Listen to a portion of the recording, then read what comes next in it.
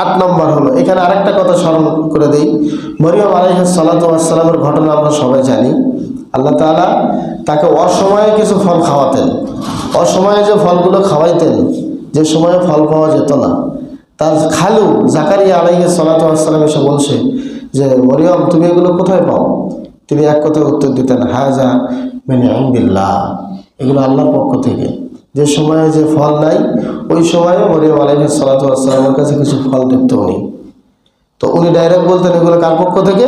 আল্লাহর পক্ষ থেকে। এবং বাস্তব এটাই তাফসীরগুলোতে আসছে যে হঠাৎ করে তিনি এদিকে বসে আছেন, এদিকে ফিরে দেখেন বিশাল রকমের নানান রকমের ফল ফ্রুট তার সামনে হাজির, এবং এদিকে চেয়ে আছেন, ডান দিকে ফিরে দেখেন তার সামনে কিছু ফল চলে আসছে, ওগুলো নিয়ে ভক্ষণ করতেন। সুবহানাল্লাহ। এটা ছিল ওই সময়ে যখন তিনি মসজিদে আকসার খেদমত করতেন। এরকম একটা মেহরাব ছিল, তার পাশেই তিনি ঘুমাতেন, ওখানেই থাকতেন এবং মসজিদে আকসা পুরোটাই ঝাড়ু দিতেন, পুরোটাই পরিষ্কার রাখতেন। সুবহানাল্লাহ।